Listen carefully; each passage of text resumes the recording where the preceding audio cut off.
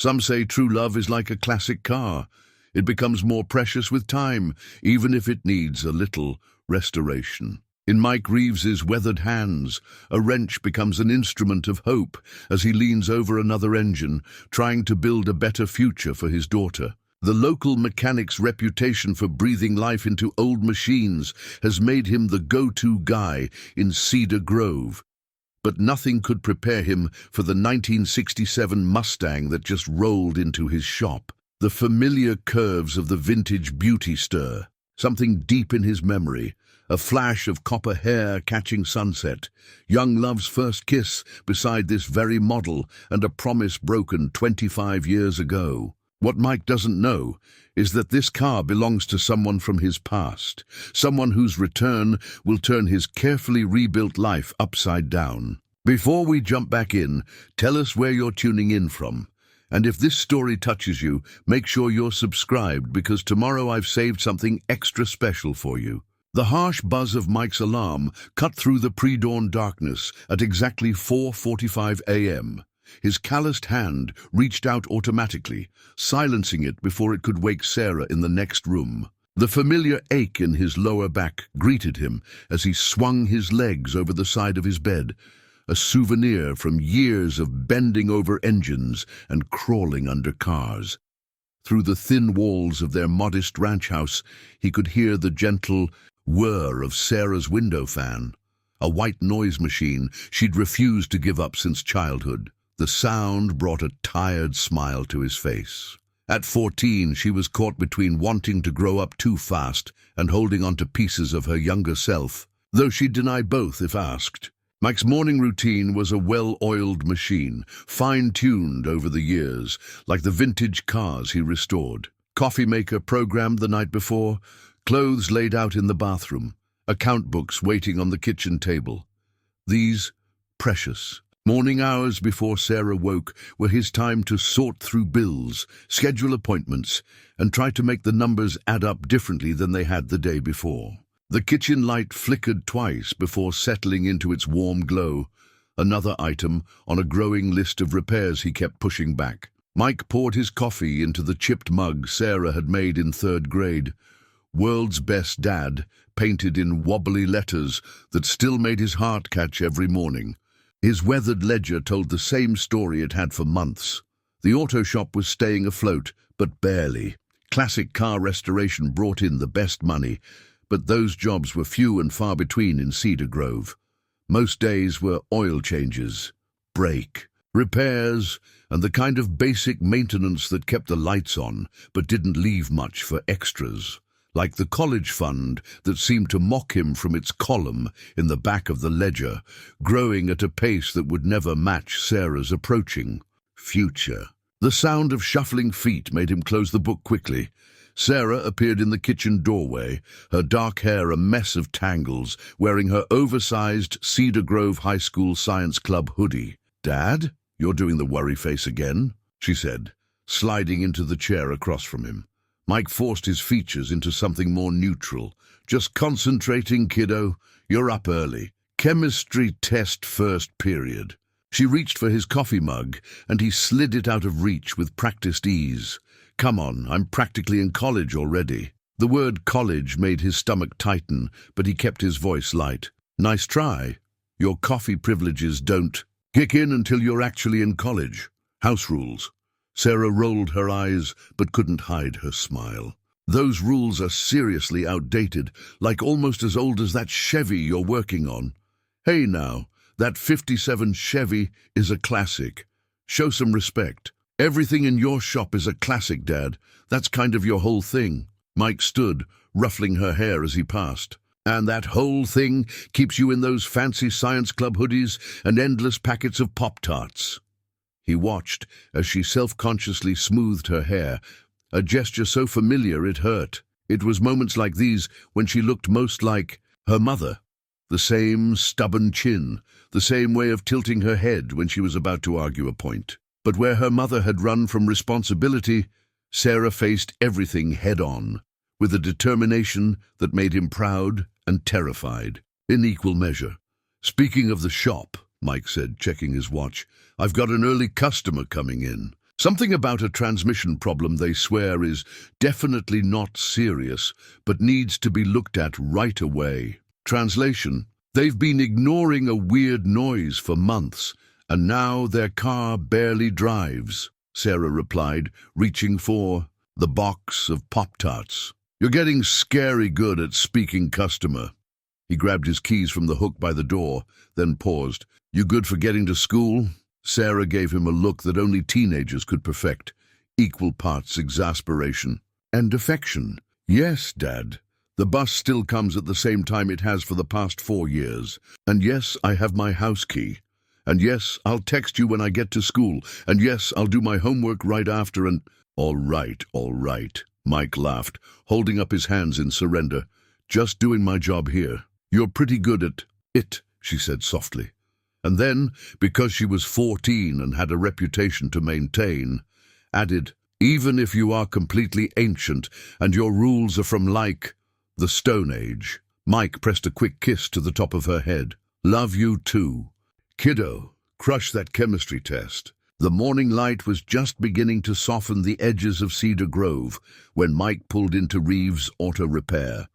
The shop had been his father's before him, and sometimes he swore he could still smell the mix of motor oil and his dad's pipe tobacco that had defined his childhood. He unlocked the office, flipping through a stack of papers on his desk until he found what he was looking for. The old custody agreement, coffee-stained and worn at the corners from years of worried handling. He didn't need to read it anymore. Every word was etched into his memory. But on mornings like this, when the weight of single parenthood felt particularly heavy, he found himself reaching for it anyway. 10 years had passed since that day in the courthouse. Sarah had been just 4, clutching her favorite stuffed rabbit, too young to understand why her mother wasn't coming home. Mike remembered the judge's words clearly. Full custody granted to the father, Michael James Reeves. 5 words that had changed everything. The sound of tires on gravel pulled him from the memory. Through the office window, he watched Tom's beat-up pickup truck park in its usual spot. His oldest friend emerged carrying 2 paper cups from his diner down the street. Thought you might need a real cup of coffee, Tom called out, shouldering open the office door. That ancient maker of yours probably gives you motor oil instead of coffee these days. Mike accepted the cup gratefully. You're a lifesaver, Tom. Yeah. Just remember that when Sarah applies to that fancy science program and needs recommendation, letters. My niece went there last year, you know. You've mentioned it once or twice. Mike smiled despite himself, or maybe 100 times. Tom settled into the chair across from Mike's desk, his eyes falling on the custody papers. His expression softened. Heavy morning, huh? Sarah mentioned college before I left. Sometimes I look at these papers and wonder if I'm doing enough, if I'm giving her everything she needs. Mike, Tom's voice was gentle but firm, that girl worships the ground you walk on. You've given her stability, love, and a home. That's more than some kids get from 2 parents. Yeah, but college will work itself out, Tom interrupted, like everything else has. Remember when she needed braces? You thought it was impossible, but you picked up extra work, made it happen. When she wanted to join the science club, you figured out how to rearrange your entire schedule to drive her to meetings. Mike ran a hand through his graying hair. This is different. We're talking about tens of thousands of dollars. And you've got time. She's 14, not leaving tomorrow. Tom leaned forward. Plus, you've got that rich guy coming in next week about restoring his collection. Land that job, and Sarah's first year is practically covered. The reminder of the potential client brightened Mike's mood slightly. If he shows up, these collector types can be flaky. Speaking of showing up, Tom glanced at his watch. Isn't your transmission customer due any minute?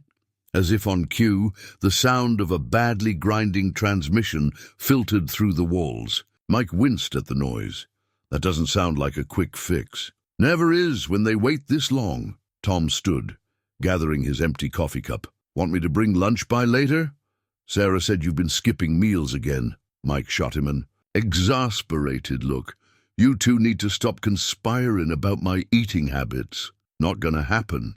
Someone's got to look out for you while you're busy looking out for everyone else. Tom paused at the door. You're a good father, Mike. Better than most.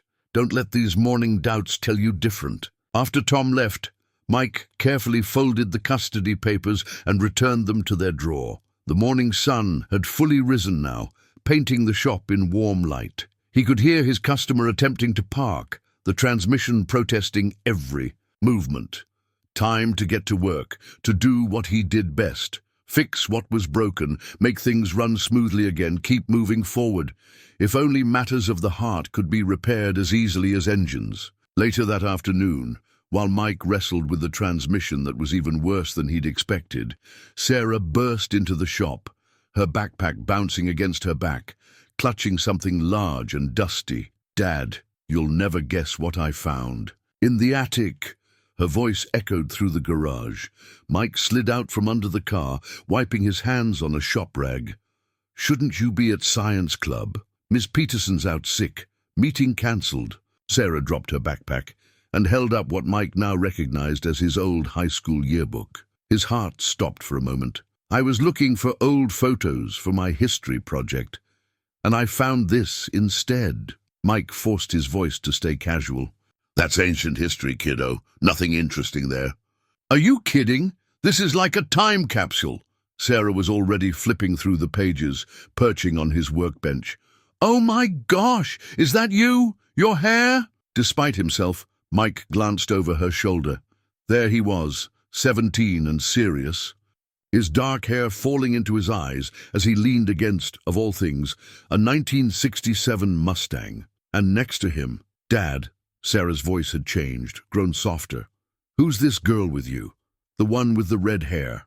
Catherine Marie Sullivan smiled up from the page, her copper hair catching the sun, just as it had that day. They were both laughing at something long forgotten, her hand resting on the Mustang's hood, his arm barely visible around her waist. The caption read, Mike Reeves and Catherine Sullivan, Best Auto Shop Project of the Year. Just someone I knew back then, Mike managed. Sarah traced the photo with her finger. She's beautiful. You look happy. We were kids. Did you date her? Mike turned back to the transmission, needing something to do with his hands. It was a long time ago, Sarah. That's not a no. Sarah continued turning pages. Oh, here. She is again, valedictorian. Dad, she was super smart. And here in the drama club photos. And wait, is this the same car? The Mustang? Sarah. His tone made her look up. Some things are better left in the past. But Sarah had her mother's determination when she latched onto something. Is this why you love working on old cars so much? Because of her? What happened to her? Did she... That's enough. The words came out sharper than he intended, and Sarah flinched slightly. Mike softened his voice. I'm sorry, kiddo. It's just complicated. Everything with you is complicated, Sarah muttered, but she closed the yearbook. She didn't put it down, though, keeping it hugged to her chest. I never see pictures of you looking that happy, and I never know anything about your life before me. The hurt in her voice made Mike set down his wrench. He crossed to the workbench, sitting beside her. My life before you wasn't nearly as important as my life with you, but it's still part of you. Sarah opened the yearbook again, more gently. This time, Catherine Sullivan. Did you love her? Mike looked at the photograph, at two young people with their whole lives ahead of them, no idea how everything would change. I thought I did, but like I said, we were kids. What happened to her? She got a scholarship, MIT, had big dreams about changing the world with computers or something. Mike tried to keep the old pain out of his voice. Last I heard, she did exactly that. Did she ever come back? No. Mike stood, needing to move. Some people aren't meant to stay in small towns like Cedar Grove. They're meant for bigger things. Is that why Mom left too? The question hung in the air between them. Mike turned back to his daughter, seeing the real reason for her intense interest in the yearbook. Your mom left because she wasn't ready to be a mother. That's on her, not you. Sarah nodded, but her fingers still traced Catherine's photo. This Catherine, she looks kind. In her eyes, you know. Not like Mom's pictures. Mike couldn't argue with that. Catherine's eyes had always been kind, even at the end. Come on, put that away. Don't you have a chemistry test to study for? Already aced it. But Sarah stood, carefully holding the yearbook. Can I keep this in my room, just for a little while?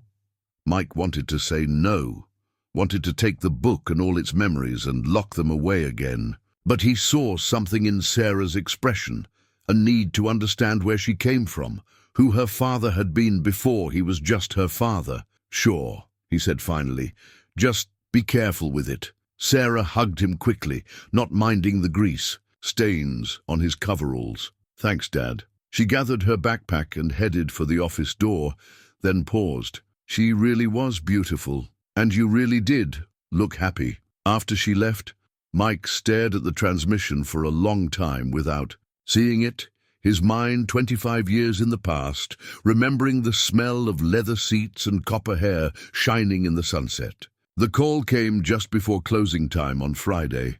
Mike was finishing up paperwork when the shop phone rang, its ancient bell sound echoing through the quiet garage. Reeves Auto Repair, he answered, phone tucked between ear and shoulder as he continued writing. Is this Michael Reeves? The woman's voice was crisp, professional. I'm calling on behalf of a client regarding a rather urgent restoration project. Mike set down his pen. Something in her tone caught his attention. I'm listening. My client has a 1967 Ford Mustang that requires extensive restoration. They're particularly interested in your shop because of your reputation with classics. I understand you have a special history with this model. His throat tightened. I've worked on quite a few Mustangs. Excellent. The car will be delivered Monday morning.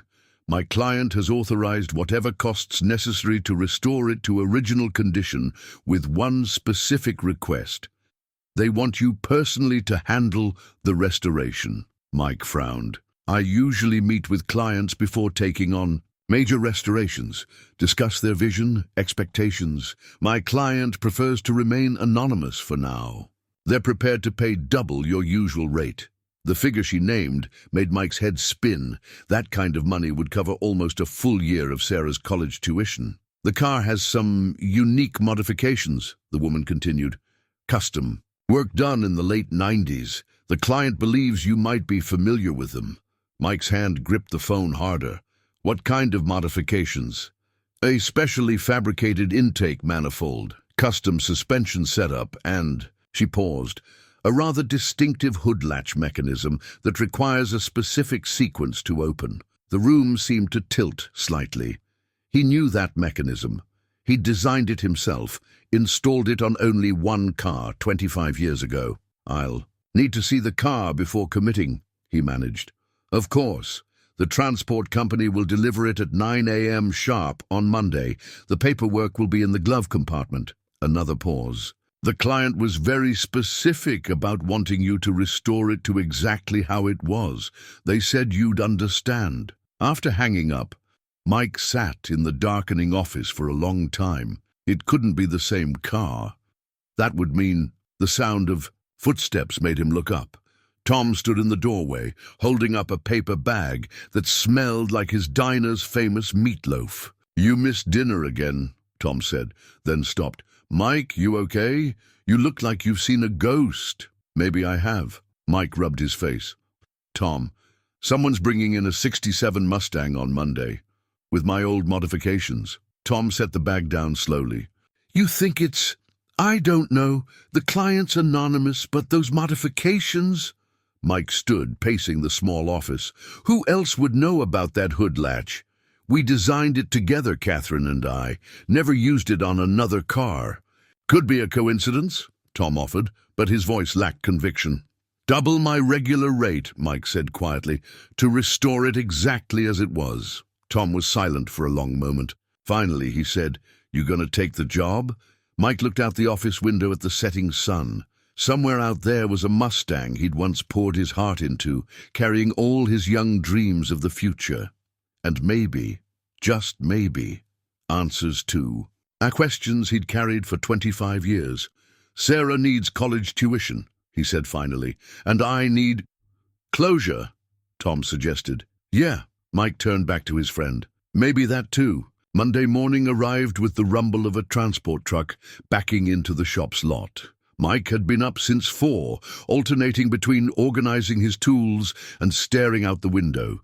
Now he stood in the morning light, watching as they lowered. The car from the carrier. Even under years of wear, the Mustang's lines were unmistakable. Faded Highland green paint, the slight tilt to the stance from his custom suspension work, the hood that looked standard unless you knew exactly what to look for. His heart hammered against his ribs as the transport driver handed him a clipboard. A sleek black Tesla pulled into the lot just as he finished signing. A woman in her 30s emerged, her charcoal suit and precise movements screaming, "Corporate! Executive! Mr. Reeves?" She extended a manicured hand. "Jessica Chen, executive assistant to the CEO of Sullivan Technologies." Mike's hand froze halfway to hers. Sullivan Technologies. He'd seen the name in the business section of the paper, some tech company out of Boston that had exploded in the last decade. "I have the detailed work order and, of course, the initial payment." She produced an envelope from her leather portfolio. "My client was very specific about the restoration requirements." Mike found his voice. "Sullivan Technologies. The CEO wouldn't happen to be—" "I'm not at liberty to discuss my client's identity," Jessica cut in smoothly. "However, I can tell you that they have a personal connection to this vehicle and are very invested in its proper restoration." She handed him a business card, cream-colored and embossed with the Sullivan Technologies logo. Below it, in elegant script, "Jessica Chen, Executive Office." "The work order includes all the original specifications," she continued, "including detailed notes about the custom modifications. The client mentioned something about a special sequence for the hood latch." Mike nodded, moving to the car. His hands remembered before his mind did. Press here, slide there, the hidden catch releasing with the same soft click it had 25 years ago. The hood lifted smoothly. Jessica's professional demeanor cracked slightly. "Impressive. The client said you'd know exactly how it worked." "I should," Mike said quietly. "I designed it." He stared at the engine bay, seeing ghosts of his younger self working late into the night. Catherine perched on a nearby stool, sketching interface designs for her computer science project while keeping him company. The same coffee-stained notebook where she'd drawn those designs was still in the passenger footwell, exactly where she'd left it. "The client would like weekly progress reports," Jessica was saying, "and they've requested that all communication go through me. If you need any special parts or have questions about the original specifications—" "I won't," Mike interrupted. "I remember every detail of this car." Jessica studied him for a moment, her expression softening slightly. "They said you would." She checked her watch. "I should go. But Mr. Reeves, the client also said they said to tell you that some things are worth taking the time to restore properly." After she left, Mike stood alone with the Mustang, overwhelmed by the feeling that his past and present were about to collide in ways he couldn't predict. Through the office window, he could see Sarah's yearbook still sitting on his desk where she'd left it Friday afternoon, Catherine's young face smiling up from its pages. He pulled out his phone and dialed Tom's number. "It's her car," he said when Tom answered. "Catherine's CEO of Sullivan Technologies now, and she wants me to restore her car." Tom was quiet for a moment. "You okay?" Mike looked at the coffee-stained notebook, at the business card in his hand, at 25 years of questions waiting to be answered. "I don't know," he said honestly, "but I'm about to find out." Sarah spread her college brochures across the workbench while Mike began his initial assessment of the Mustang. Massachusetts Institute of Technology's glossy viewbook sat prominently in the center, its edges already worn from frequent handling. "Did you know they have a special program that combines computer science and biological engineering?" Sarah's voice was full of barely contained excitement. "You can literally program cells, Dad, like tiny computers made of DNA." Mike glanced up from his inspection, catching the shine in her eyes, the same look Catherine used to get when talking about her computer projects. That sounds complicated. That's what makes it amazing. Sarah flipped to another page. And look, they have this summer program for high school students. If I could get in next year. MIT's expensive, kiddo. The words slipped out before he could stop them. Sarah's enthusiasm dimmed slightly. I know, but they have scholarships. And if I start preparing now. She trailed off, picking up another brochure. There are other schools too. Good ones, closer to home. Mike's chest tightened as he watched her trying to downsize her dreams to fit their budget. He moved to the workbench, carefully setting aside the diagnostic tablet he'd been using. Hey, he said softly, waiting until she looked up. MIT's your dream school, right? Not just because of the program? Sarah nodded, her fingers tracing the school's name. On the brochure, but I know it's a lot, and with the shop. You let me worry about the shop. Mike picked up the MIT View book, studying the familiar campus buildings. You focus on being brilliant, which, by the way, you already are. Her smile returned, brighter than before. Really? Because Ms. Peterson said she'd help me prep for the summer program application, and if I get in, it would look amazing on my college application. Then we'll figure it out. Mike thought of the generous payment terms in Catherine's work order. Sometimes opportunities come from unexpected places. Sarah hugged him quickly, then wrinkled her nose. Dad, you smell like old car. That's the smell of progress. He returned to the Mustang, opening the passenger door. Speaking of which, want to help me document what we're starting with? Sarah grabbed her tablet, already opening a new note. She'd been his unofficial assistant since she was old enough to hold a flashlight, and they fell into their familiar rhythm. Him calling out observations, her typing everything with quick, precise fingers. Passenger seat upholstery shows minimal. Where original radio still intact. Wait. Mike reached into the footwell, pulling out Catherine's old notebook. He'd avoided touching it earlier, but now, what's that? Sarah peered over his shoulder as he carefully opened it. The pages were filled with Catherine's neat handwriting and detailed sketches, early interface designs, fragments of code, and in the margins, small doodles of cars. Their car, specifically, drawn from different angles. Is that her? Notebook? Catherine's? Sarah asked softly. Mike nodded, unable to speak for a moment. On the last used page, in Catherine's distinctive script, note to self, tell Mike his intake manifold design is brilliant, but don't let it go to his head. She was designing something, Sarah said, studying the diagrams. Some kind of computer system. The notation looks old, but, Dad, this is cool. She was combining computers and cars way before it was common. She always said cars would be rolling computers someday. Mike closed the notebook gently. Looks like she was right. Sarah was quiet for a moment, then asked, Are you going to contact her, now that you know where she is? She wants to communicate through her assistant only. Mike returned to his inspection, needing the distraction of work.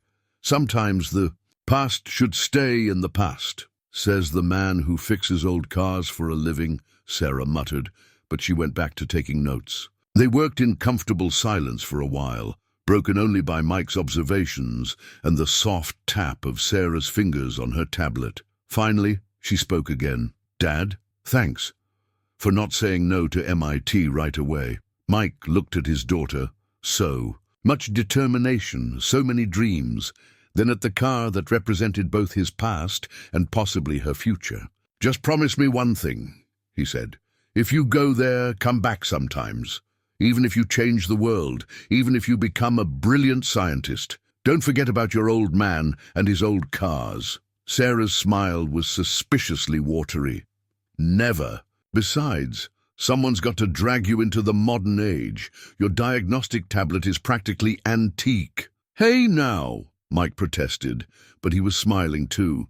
That tablet is a classic. The real discoveries always happened during disassembly. Mike had learned this over decades of restoration work. Every car told its story piece by piece, secrets revealed with each careful removal of parts. He'd been working on Catherine's Mustang for 3 days now, documenting everything, when he found the letter.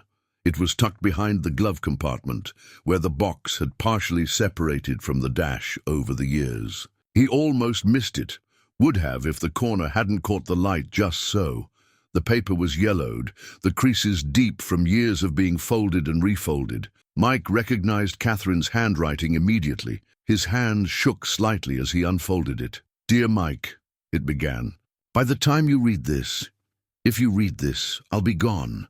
I've rewritten this letter a dozen times, trying to find the right words to explain why I can't stay." The shop door creaked open. Mike quickly folded the letter, shoving it into his pocket as Tom walked in, carrying their usual lunch order. "How's it going with the time machine?" Tom asked, setting the bags on the workbench. "Fine. Good." Mike's voice sounded strange even to himself. Tom's eyes narrowed. "What did you find?" "Nothing, just original parts catalog." The lie felt heavy in his mouth. "Right." Tom pulled up his usual stool. "And that nothing has you looking like you've seen a ghost because—" Mike sighed, pulling the letter back out. "Found it behind the glove box. Never saw it before." "Ah." Tom was quiet for a moment. "You gonna read it?" "Already started." Mike smoothed the creases absently. "She wrote it the day she left. You want privacy? I can take my sandwich elsewhere." Mike shook his head. "Stay, please." Tom nodded, unwrapping his lunch with deliberate slowness as Mike unfolded the letter again. "By the time you read this, if you read this, I'll be gone. I've rewritten this letter a dozen times, trying to find the right words to explain why I can't stay. The scholarship to MIT isn't just an opportunity, Mike. It's a lifeline, a chance to become someone beyond what Cedar Grove expects of me. I love you. I need you to know that. But I also know that if I tell you I'm leaving, you'll offer to come with me, to put your own dreams on hold, and I can't let you do that.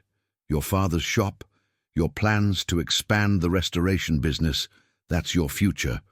A good one, maybe. Someday you'll understand why I had to leave like this, why a clean break hurts less than a slow goodbye. The car is yours. Do whatever you want with it. Sell it, restore it, let it remind you of better times. Just please don't hate me for choosing my future over our past. All my love, Catherine." The shop was quiet, except for the soft tick of cooling metal from the Mustang. Tom had stopped pretending to eat his sandwich. "Clean break," Mike finally said. "That's what she called it." "Did it?" Tom asked quietly. "Break clean." Mike looked at the car, at 25 years of memories stripped down to bare metal and possibility. Nothing about it was clean. "You never told me she left you the car." "Because she didn't." Mike stood, needing to move. "I went to her house the day after she left. Her parents said she'd already gone. No goodbye, no forwarding address, just gone. Never saw the car again either. Assumed she'd taken it or sold it. Until now." Tom watched his friend pace. "You thinking what I'm thinking? That she kept it all these years? Maintained it enough to preserve it but never restored it?" Mike ran a hand through his hair. "Why wait 25 years to bring it back? Maybe the better question is, why bring it to you specifically?" Tom gathered their mostly uneaten lunch. "She's got to know you'd recognize the car, the modifications, that you'd figure out who she is now. Sullivan Technologies." Mike picked up Catherine's old notebook from his toolbox. "She did it, Tom. Changed the world with computers, just like she wanted. While you changed your world here," Tom's voice was gentle, "built a good life, raised an amazing kid." Mike touched the letter in his pocket. "Yeah. So what now?" "Now?" Mike turned back to the Mustang. "Now I do what I do best. Fix what's broken, restore what's worn, try to make things right again." "The car?" Tom asked him. "Or something else?" Mike picked up his wrench, the weight familiar and comforting in his hand. "Let's start with the car. The rest, we'll see." After Tom left, Mike carefully placed both the letter and notebook in his office safe. Some restorations, he knew, had to happen piece by piece, layer by layer, until what was broken finally had a chance to be whole again. Sarah waited until her father was deep in concentration under the Mustang's hood before pulling up Sullivan Technologies' website on her tablet. The company's homepage was sleek and modern, all clean lines and cutting-edge design. the complete opposite of her dad's paper ledgers and vintage tools. Sullivan Technologies, bridging tomorrow's innovations with today's needs, she read quietly. The About page loaded with a professionally shot photo of Catherine Sullivan, CEO. Sarah's breath caught. The copper hair was shorter now, styled in an elegant bob, but the eyes were exactly the same as in the yearbook photo, bright, determined, kind. Catherine Sullivan revolutionized the tech industry with her groundbreaking work in adaptive interface design, Sarah read, scrolling through the biography. Her patents in human-computer interaction have become industry standards. Forbes's most influential women in tech, 3 years running, started coding at 16. What are you up to over there? Mike's voice drifted from under the hood. Just homework, Sarah called back, quickly switching to her actual homework tab. But as soon as her father resumed working, she returned to her research. The next article made her sit up straighter. Sullivan Technologies CEO donates $50 million to STEM education initiative. The photo showed Catherine at MIT speaking to a group of young women about careers in technology. Sarah leaned closer, reading eagerly about scholarship programs and mentorship opportunities. "Hey, Dad," she ventured. "What kind of computers did they have at school when you were young?" Mike emerged, wiping his hands. "Basic ones, mostly in the computer lab. Why?" "Just curious. Did Ms. Sullivan, did she work in the computer lab?" Mike's hands stilled on the rag. "She practically lived there, always talking about making computers more intuitive, I think she called it. Something about interfaces that could adapt to how people naturally think." Sarah nodded, looking back at her tablet. That was exactly what Catherine's first patent had been for, adaptive interface systems that learned from user behavior. "Did she ever show you what she was working on?" "Sometimes. Usually while I was working on the car." Mike gestured at the Mustang. "She'd sit right about where you are. Now with her notebook, drawing diagrams I didn't understand. But she'd explain them anyway, get so excited about the possibilities." He trailed off, lost in memory for a moment. Sarah seized the opportunity. "She's pretty amazing now, isn't she? Sullivan Technologies is huge in the tech world. They're doing incredible things with artificial intelligence and—" She stopped at her father's expression. "Sorry, I found their website." To her surprise, Mike didn't seem angry. He just looked tired. "Should have known you'd investigate. You're too smart not to put it together. Is that why she wants you to restore the car? Because of your history?" "I don't know what she wants, Sarah." Mike turned back to the engine. "And we're not going to speculate. This is just another restoration job." But Sarah had one more card to play. She's speaking at MIT next month about women in STEM and the future of technology. It's open to high school students. Mike's shoulders tensed. "Sarah, I could apply to attend. Maybe even talk to her about the summer program." Sarah tried to keep her voice casual. She clearly cares about supporting young women in technology. And since you knew her, Mike corrected. 25 years ago, she's not the same person anymore. "But she kept the car," Sarah pressed. "All these years, she kept it. And now she's brought it back to you. That has to mean something." Mike was quiet for so long that Sarah thought he wasn't going to answer. Finally, he said, "Some things are better left in the past." "You always say that." Sarah stood, frustrated. "But the past is part of who we are, right? It's like these old cars you love so much. You don't just throw them away because they're from the past. You restore them, make them better, give them a new future while honoring what they used to be." Mike looked at her then, really looked at her, and Sarah saw something shift in his expression. "When did you get so wise? Must be all those hours hanging around old cars and older mechanics," she teased, then grew serious. "Dad, I know you're worried about the MIT summer program cost, but maybe sometimes the past comes back around for a reason. Maybe sometimes it brings new opportunities with it." Mike reached out, tucking a strand of hair behind her ear like he used to when she was little. "I'll think about it. The summer program. No promises." Sarah beamed. knowing that was as close to a yes as she was likely to get for now. She gathered her tablet and actual homework, heading for the office. At the door, she paused. "Hey, Dad, for what it's worth, I think she kept the car because some things are worth keeping, even if you can't fix them right away." Catherine Sullivan stood at her office window, 40 stories above Boston, reading Jessica's latest report on the Mustang's restoration. Her VP of operations was probably waiting outside with the quarterly projections, but for a moment she allowed herself to be transported back to a small garage in Cedar Grove. "The initial assessment is complete," Jessica had written. "Mr. Reeves appears to have located all original documentation, including some personal effects that were left in the vehicle." Catherine's hand moved unconsciously to her desk drawer, where she kept her own piece of the past. A creased photograph of a young man bent over an engine, explaining something with passionate intensity. She'd had an entire PR team working to maintain her privacy over the years, keeping her personal history separate from her public image. But now, "Ms. Sullivan?" Her assistant's voice came through the intercom. "Mr. Chen is here with the quarterly numbers." "Give me 5 minutes, Alice." Catherine sat at her desk, opening her laptop to the garage's security feed, another piece of technology that hadn't existed in her Cedar Grove days. Through the grainy footage, she watched Mike work. His movements were different now, slower but more precise, earned wisdom replacing youthful energy. She'd been following his career through carefully curated news alerts, the awards for his restoration work, the articles in classic car magazines, the reputation he'd built. She'd even anonymously funded a few of his customers over the years, making sure he got the challenging projects that would showcase his talents.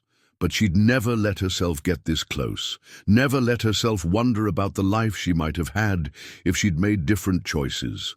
Her computer chimed with an email. Notification: MIT Guest Speaker Series, final confirmation required. Right below it was another email from her PR team about the upcoming announcement of Sullivan Technologies' new education initiative, a $1 billion commitment to funding STEM programs in rural communities. The irony wasn't lost on her. She'd left Cedar Grove to pursue technology education, and now she was in a position to bring that same opportunity back to places like her hometown. Places where brilliant young minds might be working in garages instead of computer labs, simply because they lacked access to resources. Her phone buzzed, a text from Tom. After all these years, he was still her connection to Cedar Grove, though she'd sworn him to secrecy. "He found the letter," was all it said. Catherine closed her eyes. She'd hidden that letter the day she left, tucked it away behind the glove compartment in a moment of weakness. Part of her had hoped he'd find it right away. A bigger part had been relieved when he hadn't. "Miss Sullivan," Alice's voice again. "Mr. Chen is rather insistent about the quarterly review." "Coming." Catherine stood, smoothing her silk blazer, a far cry from the grease-stained jeans she'd worn in the garage. But before she could step away from her desk, a new email caught her eye. Summer program application, Sarah Reeves. Her heart stopped for a moment. She clicked the email, reading quickly. The application was impressive. Perfect grades, glowing. Recommendations, the kind of raw talent Catherine recognized from her own youth. But it was the essay that made her sink back into her chair. "I grew up in a garage," Sarah had written, "watching my father take broken things and make them whole again. He taught me that understanding how things work is the first step to making them better. I want to do the same thing with technology, bridge the gap between human intuition and computer capability, make systems that adapt to people instead of forcing people to adapt to them. My father builds relationships between people and machines. Through mechanics, I want to do it through code." Catherine read the essay twice more, seeing echoes of her younger self in every word. But she also saw Mike's influence, the patience, the attention to detail, the deep understanding of how small parts created a greater whole. Her computer chimed again.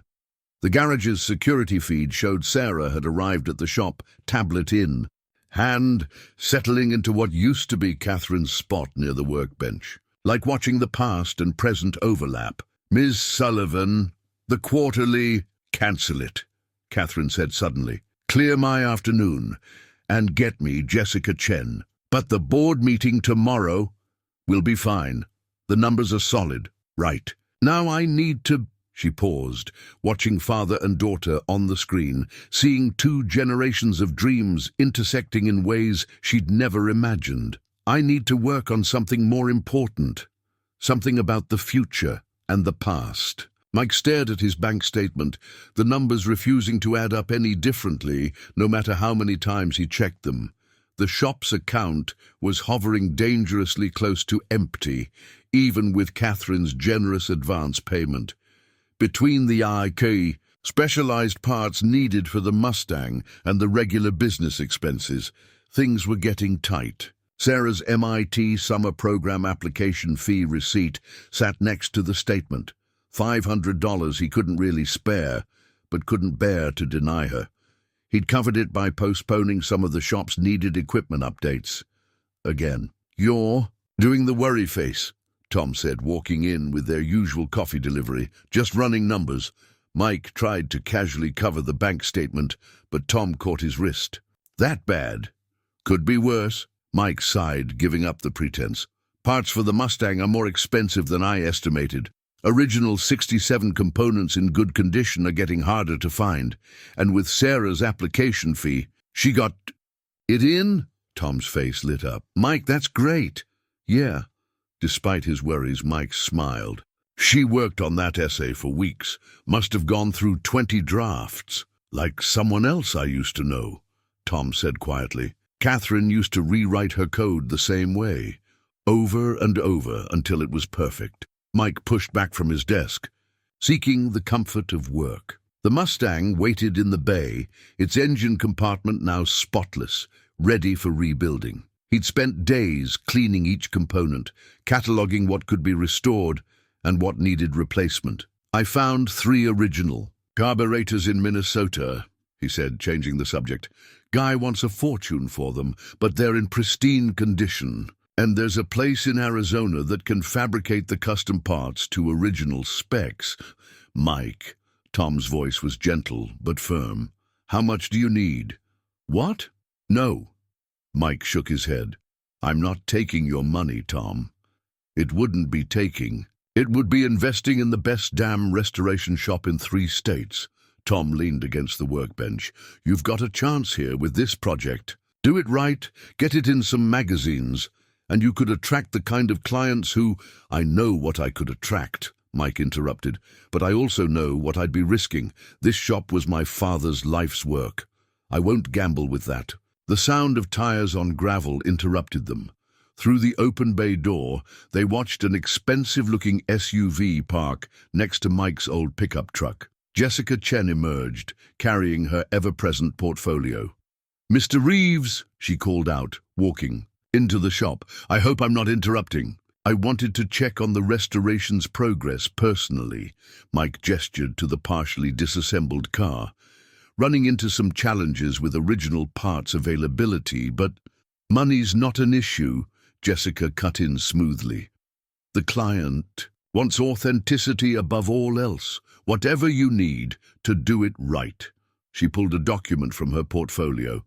"In fact, they've authorized an additional advance payment to cover any unexpected expenses." Mike looked at the figure and felt his throat tighten.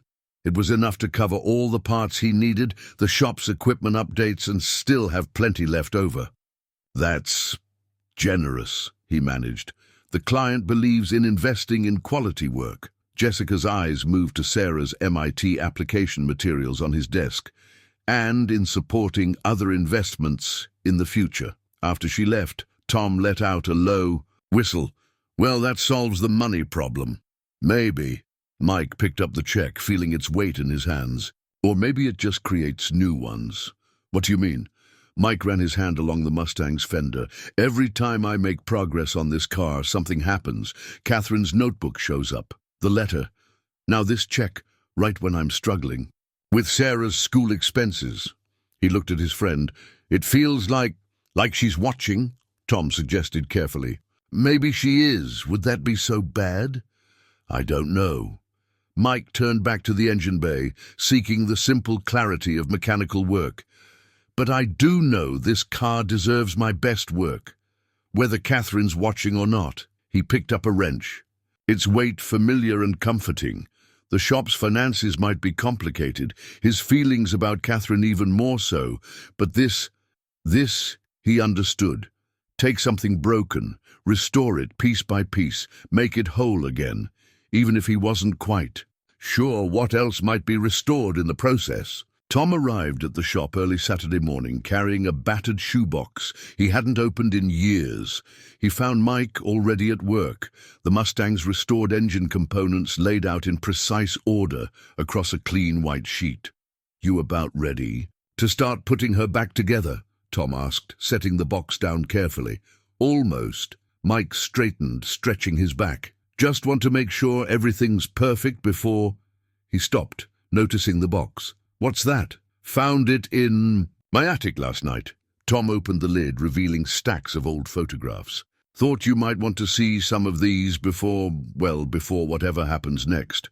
Mike approached cautiously, as if the photos might bite. Tom pulled out the first one. 3 teenagers in the same garage where they stood now, gathered around a partially dismantled Mustang. Young Mike was pointing at something in the engine bay, Catherine leaning in close to see, her copper hair falling forward. Young Tom stood to the side, already playing photographer even then. "Dad took that one," Tom said quietly. "Remember? He'd just given you the garage keys, told you to lock up when you were done." Mike picked up the photo, studying it. "He trusted me with this place before I trusted myself with it, because he knew." Tom pulled out another photo. Mike and Catherine at the diner counter, sharing a milkshake, both covered in grease from the garage. He knew what you could do with it, just like Catherine knew. She didn't know anything. "We were kids." "Really?" Tom spread more photos across the workbench. "Look at these, Mike. Really look." The images told a story Mike had tried to forget. Catherine helping him reorganize the entire shop one weekend, implementing a system they still used. Catherine sketching interface designs while he worked, occasionally stopping him to ask questions about how people interacted with cars, how they thought about machines. The two of them hunched over his father's old account books, Catherine explaining basic business software she thought could help. "She didn't just hang around the garage because of you," Tom said gently. "She was learning too, studying how people and machines work together, building something of her own while helping you build this place." Mike picked up another photo. Catherine proudly holding up a computer printout while he worked on the Mustang's hood latch. The first version of her adaptive interface program, he remembered. She coded it based on how I explained car systems to customers. And now she runs a tech empire built on making computers adapt to how people think. Tom let that sink in. "You were her first case study, Mike. Her first proof that technology could learn from human intuition." A noise from the doorway made them both turn. Sarah stood there, staring at the photographs spread across the workbench. Is that really you guys?" She moved closer, picking up the milkshake photo. "You look so happy. All of you." "We were," Mike admitted. "Most of the time." Sarah picked up another photo. Catherine at a computer, surrounded by pages of notes, the Mustang visible through the garage window behind her. "She worked here, like I do. More than worked." Tom gathered the photos, handing them to Sarah. "She helped build this place in her own way. Your dad made it run, but Catherine, she helped make it work better, brought new ideas, new ways of thinking. Like combining computers and cars," Sarah said softly, looking at the interface program photo. That's kind of what I want to do. Not exactly the same, but combining old and new, making things work better together." Mike watched his daughter studying the photos, seeing the wheels turning in her quick mind. She had that same look Catherine used to get, that intense focus when connecting different ideas. "Dad?" Sarah's voice was hesitant. Do you think she'd want to talk to me?" At MIT next month? About her work? Maybe about the summer program? Mike opened his mouth to say no, to protect them both from complications and disappointment, but then he really looked at the photos, at the passion and promise captured in those faded images, at everything that had grown from those garage days. His business, Catherine's empire, and now Sarah's dreams. Maybe, he said finally, if she's watching all this as closely as we think she is, maybe she's waiting for the right moment too. Tom started packing up the photos, but Sarah held on to one, the first image of the 3 teenagers around the Mustang. Can I keep this one for inspiration? Mike nodded, understanding completely. Sometimes you needed to see where things started, to know where they might go. Come on, he said, turning back to the engine components. Help me start putting her back together. Both the car and the story deserve a proper restoration. Mike was alone in the shop when he heard the car pull up. He didn't look up immediately, focused on the delicate work of reinstalling the Mustang's restored dashboard. The distinctive click of heels on concrete made him assume it was Jessica, with another progress check. The quarterly report isn't due until Friday, he called out, still focused on his task. I didn't come for a report, Mike. The voice froze him in place, different than he remembered. Lower, more assured, but unmistakable. He carefully set down his tools before turning around. Catherine stood in the garage doorway, backlit by the afternoon sun.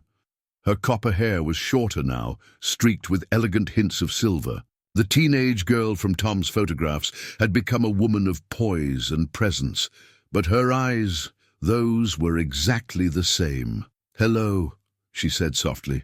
Mike wiped his hands automatically on a shop rag, buying time as his mind raced. No, Jessica. Today, I thought 25 years of intermediaries was probably enough. Catherine stepped into the garage, her designer boots incongruous on the oil-stained concrete. Her eyes went to the Mustang. You've made amazing progress. That's what your weekly reports say. I'd rather hear it from you. Mike turned back to the car, needing the distance. Engines rebuilt. Original specs, like you asked. Custom intake manifold gave me some trouble, but...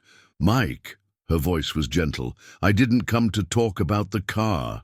Then why did you come? He faced her again, surprised by the emotion in his own voice. Why now, Catherine? She moved. Closer to the car, running one manicured finger along its fender.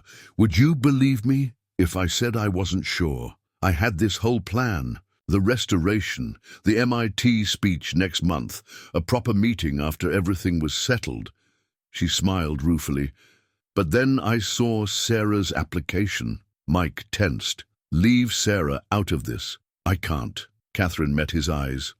She's brilliant. Mike, her ideas about adaptive systems, the way she thinks about technology and human interaction, she reminds me so much of you. There was an edge to his voice now. Both of us. Catherine corrected quietly. She has your intuition about machines, your way of seeing how things fit together, but she's combining it with something new, something that could be revolutionary, with the right guidance and opportunities. She doesn't need your opportunities. No, she doesn't. She'll succeed no matter what.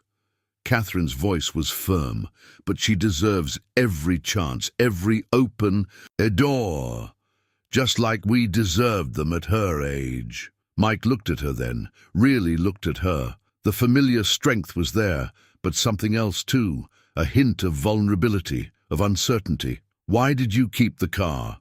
He asked suddenly. Catherine's composure slipped slightly. You know why. No, I don't. Because the Catherine I knew would have sold it, used the money for school. The Catherine I knew was practical. The Catherine you knew was scared. Her voice caught. Scared of staying, scared of asking you to wait, scared of not becoming who she needed to be. So she kept one thing, one beautiful, impractical thing, to remind her of who she'd been, who she'd loved. The word hung in the air between them, heavy with 25 years of unspoken things. The sound of a phone alarm made them both jump. Catherine glanced at her watch. I have a board meeting in an hour. I need to head back to Boston. Catherine, I'll see you at MIT next month. She straightened, CEO mask sliding back into place. Bring Sarah. Let her show everyone what the next generation of innovators looks like. She was almost to the door when she turned back. The letter? Did you ever find it?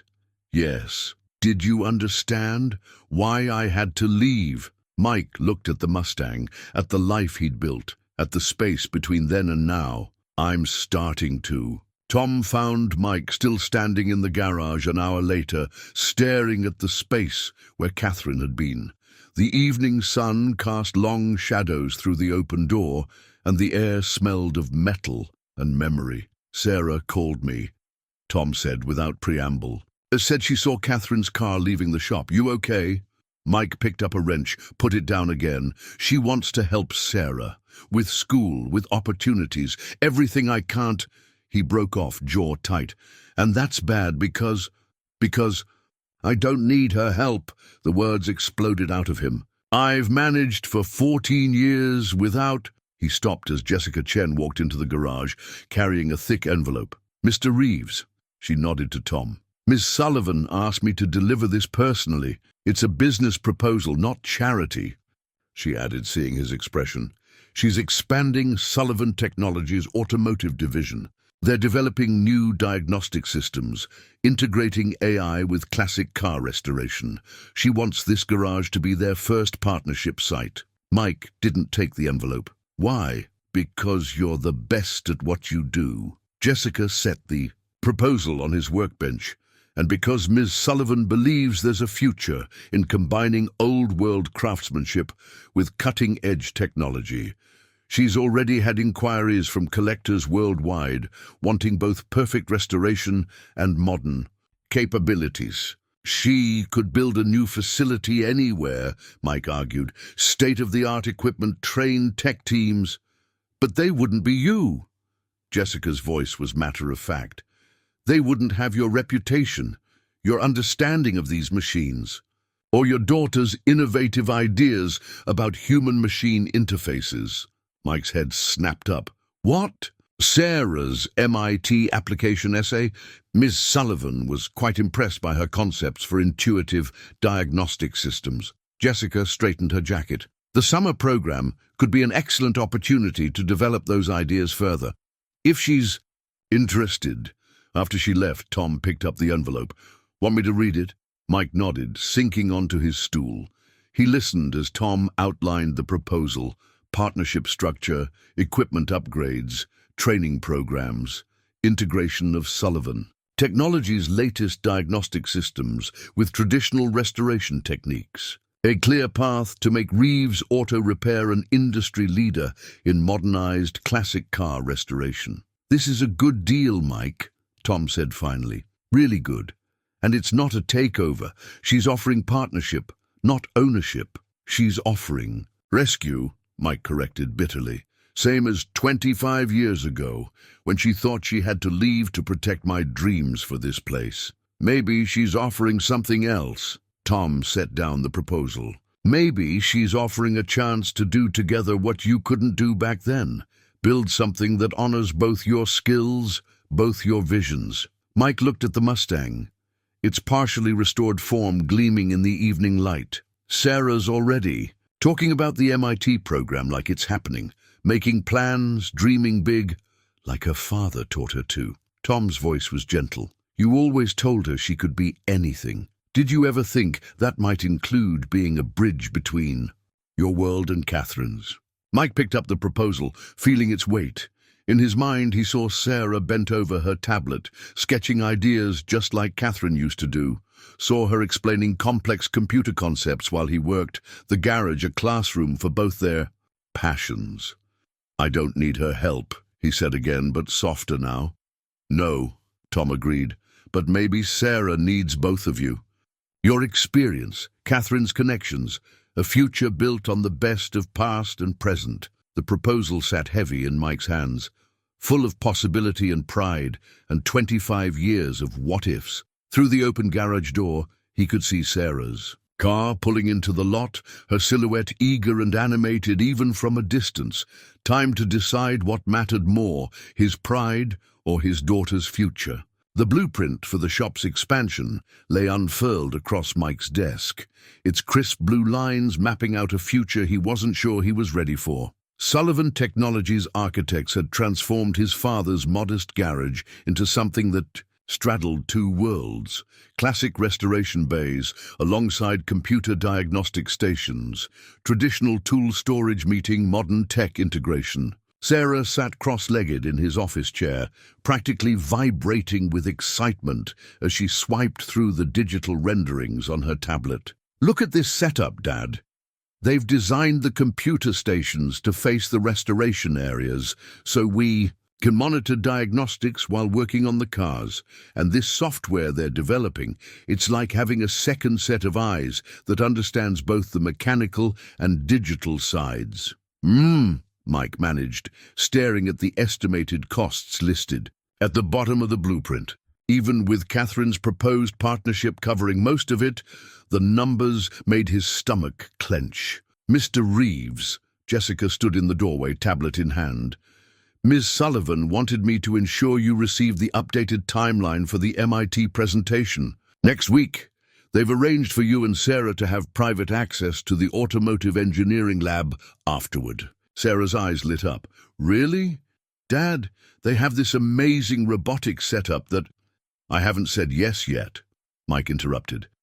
The excitement in Sarah's face dimmed slightly, and he felt like he'd kicked a puppy. "I mean, there's a lot to consider." "Of course," Jessica said smoothly. "Ms. Sullivan understands this is a significant decision. However," she glanced at her tablet, "the summer program's application deadline is approaching, and the partnership proposal would need to be finalized before—" "Before what?" Mike's voice had an edge. "Before the offer disappears. Before Catherine decides to take her charity elsewhere." "Dad!" Sarah's shock made him wince. "It's not charity, Mr. Reeves." Jessica's professional demeanor cracked slightly. "Do you know how many facilities we evaluated before choosing yours? How many restoration experts Ms. Sullivan personally vetted? She chose this shop because it's the best, because your work is unmatched, and because your daughter's ideas about integrating traditional craftsmanship with modern technology are exactly what the industry needs." The office fell silent, except for the distant sound of Tom working on a customer's car in the bay. Sarah looked between Jessica and her father, worrying her lower lip the way she did when solving a particularly tough math problem. "Perhaps we should continue this discussion another time," Jessica suggested, gathering her things. "Ms. Sullivan will be in touch about the MIT presentation details." After she left, Sarah spoke quietly. "You're really thinking of saying no, aren't you?" Mike sat heavily in Tom's old chair by the desk. "It's complicated, kiddo." "No, it's not." Sarah's voice had a strength he wasn't used to hearing. "You're just making it complicated because you're scared." "Sarah, you are. You're scared of changing things, scared of letting her help, scared of—" She gestured at the blueprint. "Scared of making the garage into something new. But Dad, that's what you do. Every day you take old cars and make them new again. You don't just restore them to what they were. You make them better, stronger, ready for the future, while keeping what made them special." Mike stared at his daughter, seeing shadows of both himself and Catherine in her passionate argument. Before he could respond, Tom appeared in the doorway. "Special delivery," he announced, holding up a small package. "Courier just dropped it off. From Catherine." Mike took the package warily. Inside was a small velvet box and a note in Catherine's elegant handwriting. "Found this while packing for the MIT trip. Remember what it meant?" The box held a small brass key on a faded leather cord. The original key to the Mustang. The one they'd used on their first test drive after completing the initial restoration. He'd given it to her as a joke, a symbolic gesture that had become something more. "Is that—" Sarah leaned closer. "The original key," Mike said softly. "I modified it myself, added these ridges to match the custom ignition system we designed." "We?" Sarah picked up on the word immediately. "Catherine helped design the security features. She wrote a whole program to analyze different key-cutting patterns, figure out which would be hardest to duplicate." He smiled, despite himself. Probably. Her first practical application of computer analysis. And now she's running one of the biggest tech companies in the world. Sarah's voice was thoughtful. Dad, what if that's why she kept the car? Not just because of you, but because it reminded her of who she was when she was figuring out who she could become. Mike turned the key over in his hands, remembering the night he'd given it to her. They'd driven for hours, testing every modification, Catherine taking notes on what worked and what needed adjustment. It had been perfect. The car, the night, the feeling that they could build anything together. The shop phone rang, startling them both. Sarah answered it, then held it out to Mike with an odd expression. It's Ms. Peterson. About the summer program recommendation letter? Mike took the phone, listening as Sarah's science teacher enthusiastically detailed his daughter's potential, her innovative thinking, her unique ability to bridge different worlds of knowledge. It was like hearing Catherine's letter from 25 years ago, but this time, he had a choice. Let fear of the past stop the future, or take a key that had been waiting 25 years to unlock something new. The thing is, Miss Peterson was saying, with Sullivan Technologies' new STEM initiative, there might be additional opportunities for students like Sarah who, she'll be there, Mike interrupted, at MIT next week. We both will, after hanging. Up he found Sarah watching him intently. Really? You mean it? Mike picked up the blueprint, really looking at it now. Not just seeing what would change, but what would grow. Your mother ran away from responsibility, he said quietly. Catherine ran toward opportunity. Maybe it's time I learned the difference. Sarah hugged him so hard he nearly dropped the plans. Over her shoulder he saw Tom in the doorway, grinning. About time, Tom said. Now who's going to help me clean this place up before the architects arrive? Can't have Silicon Valley thinking we're completely stuck in the past. Sarah bounced on her toes. I'll start organizing the computer files. And maybe we could set up a preliminary diagnostic station just to show them our ideas. Dad, remember that interface setup we talked about for tracking restoration progress? Mike watched his daughter pull up design sketches on her tablet, her excitement filling the old office with new energy. The brass key sat warm in his pocket, not just a memory now, but a possibility. Sometimes he realized restoration wasn't just about returning something to what it had been. Sometimes it was about building something new from the bones of what was, keeping the heart while letting it evolve. Like a classic car with modern improvements, like a small-town garage reaching toward the future, like old love finding a new way to build something that would last. The MIT campus hummed with energy as Mike parked his truck in the visitor's lot. Sarah had barely contained her excitement during the drive up, pointing out every landmark she'd memorized from the brochures. Now she practically bounced beside him, her presentation folder clutched tight against her chest. Dad, look! She pointed to a banner announcing the Women in STEM speaker series. There she is! Catherine's image smiled down from the banner, looking every bit the successful CEO. But Mike noticed something in her expression that most people probably missed. That same hint of mischief she'd had in the garage all those years ago, when she was plotting some new innovation. Mr. Reeves! Sarah! Jessica appeared, looking slightly harried. Thank goodness you're here. The presentation starts in 30 minutes. And Ms. Sullivan was hoping to speak with you both. Beforehand, she led them through the gleaming engineering building to a small conference room.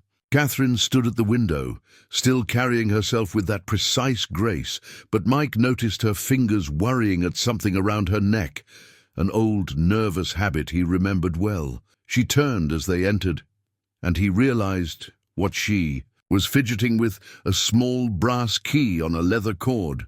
You kept it, he said before he could stop himself. All these years. Of course I did. Catherine's voice was soft, just like you kept the garage exactly as it was, even while building it into something better. Sarah looked between them, understanding dawning. Is that the same key? The one you sent Dad? It's twin. Catherine smiled at her. Your father made two. One for each of us. A perfect mechanical solution to trust. 2 keys, cut exactly the same, each necessary for the other to work properly. Like redundant systems in computers, Sarah said eagerly. Backup and verification. Sarah, Mike's voice was gentle. Could you give us a minute? She glanced between them again, then nodded. I'll just go look at the robotics lab. Through and there, right? At Catherine's nod, she slipped out, leaving them alone with 25 years of unspoken words. She's remarkable, Catherine said after a moment. You've done an amazing job with her. I had to. After her mother left, Mike stopped, shook his head. But you knew about that, didn't you? Tom told you. He kept me updated. Not about everything, but enough. Catherine moved closer. I almost came back then. When I heard you were raising her alone. Why didn't you? Because I knew you'd see it as pity. The same way you see this partnership offer now. There was an edge to her voice. You always were too proud to accept help, Mike, even when it wasn't about help. At all. Then what is it about? He gestured to the window, the MIT campus spread out below. All this, the car, the partnership, Sarah's program. What do you want, Catherine? A second chance. The words hung in the air between them. Not to change the past. We both built good lives. But maybe to build something new. Something that takes the best of both our worlds and makes it better. Like the garage renovation plans? Like everything. Catherine's composure cracked slightly. I left because I thought I had to choose. My dreams or our love. Because I thought staying would mean giving up who I could become. And asking you to wait would mean asking you to give up who you were meant to be. I would have waited, Mike said quietly. I know, that's why I couldn't ask. She touched the key at her neck. But I kept this, kept the car, kept tracking your work through car magazines and restoration forums, watched you turn your father's garage into the best shop in 3 states. You became exactly who you were meant to be, and you changed the tech world. I tried. Catherine smiled slightly. And now here's Sarah, with her brilliant ideas about combining both our worlds. She doesn't see barriers between old and new, between mechanical and digital. She sees possibilities, like her father's restoration skills and her mentor's tech empire. Mike raised an eyebrow. If you'll let me be her mentor. Catherine met his eyes. If you'll let me be part of her life, part of the garage's future, part of our future, Mike finished.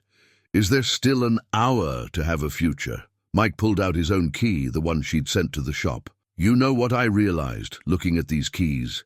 We both kept them. Different paths, different lives, but we kept holding on to this one piece of shared history, this one perfect thing we built together. The car? The trust. He held out his key. 2 parts of the same whole, each useless without the other. Catherine's hands trembled slightly as she removed her key from its cord. Together, they fitted the keys into the familiar pattern, the one he'd designed so long ago, the one that only worked when both pieces aligned perfectly. I'm not that teenage girl anymore, she whispered. And I'm not that young mechanic. Mike smiled. But maybe that's good. Maybe we needed to become who we are to build something better than what we had. Like restoring a classic car with modern improvements? Like building a future that honors the past without being trapped by it. Through the window they could see Sarah in the robotics lab, gesturing excitedly as she talked with one of the professors. Their daughter that could have been, might still be, in a different way, a better way. The partnership offer, Catherine said. It's real. Your skills, your reputation, combined with our technology, we could revolutionize classic car restoration. I know. Mike stepped closer. And Sarah's summer program? That's real too. She earned it. Her application was brilliant. Catherine's eyes shone with pride. She has your intuition about machines and my love of innovation. She'll change the world, Mike, if we give her the chance. If we give ourselves a chance, he corrected softly. The keys clicked together in their hands, fitting as perfectly as they had 25 years ago. Outside, Sarah was heading back toward the conference room, her face glowing with possibilities. I should get ready for the presentation, Catherine said.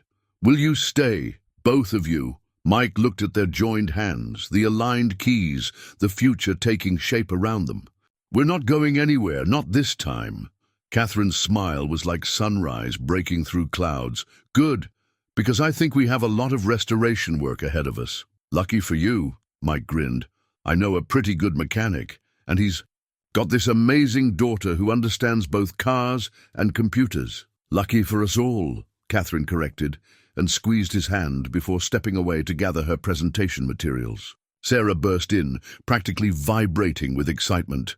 "Dad, Ms. Sullivan, you have to see the diagnostic systems they're developing in the lab.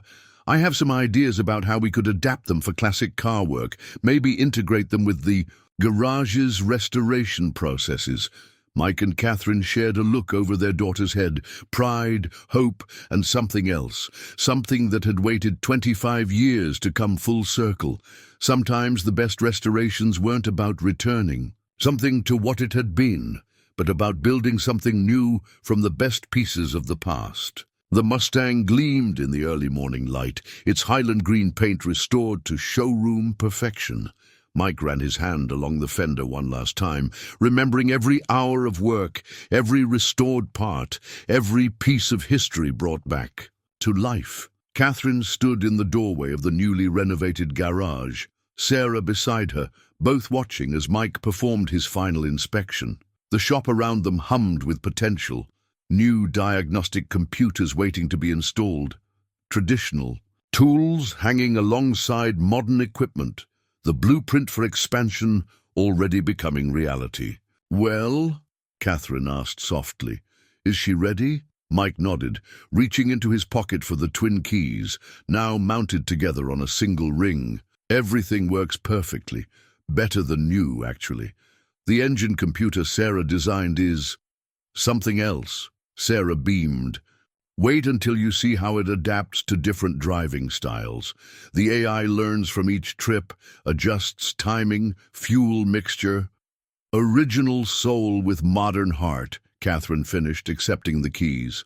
"Just like everything else around here." Mike watched as she ran her fingers over the familiar ridges of the keys, past and present, mechanical and digital, old love and new possibilities, all fitted perfectly together. "Ready for a test drive?" Catherine asked. "All three of us?" Sarah was already climbing into the back seat, tablet in hand to monitor her new systems. Mike smiled, reaching for the passenger door. "Yeah," he said. "I think we're all ready for what comes next." 3 months later, Tom stood in the doorway of the expanded Reeves Auto Repair, taking a photo of the scene before him. The morning sun streamed through the new skylights, illuminating the perfect balance of past and present that the shop had become. Mike bent over a classic Corvette's engine, his experienced hands working with the same care they always had. Next to him, Sarah sat cross-legged on a rolling stool, her tablet displaying real-time diagnostic data from the sensors she'd helped design. Catherine stood at the newly installed computer station, her copper hair catching the light as she reviewed the restoration's progress on dual monitors. "Perfect," Tom said, showing them the photo. "For the website's front page?" "For everything," Mike agreed, straightening up. The silver in his hair matched the gleam in his eyes as he watched Catherine and Sarah debate the merits of different diagnostic algorithms. Their voices blended together, 2 generations of innovation building something new. The Mustang sat in its place of honor near the shop entrance, restored and renewed, a testament to what was possible when past and present worked in harmony. Through the open bay doors, more classic cars waited their turn, their owners drawn by the unique combination of traditional craftsmanship and cutting-edge technology that only Reeves Auto Repair could offer. Some things, Mike had learned, didn't need to be restored to what they were. Sometimes they just needed the chance to become what they were always meant to be.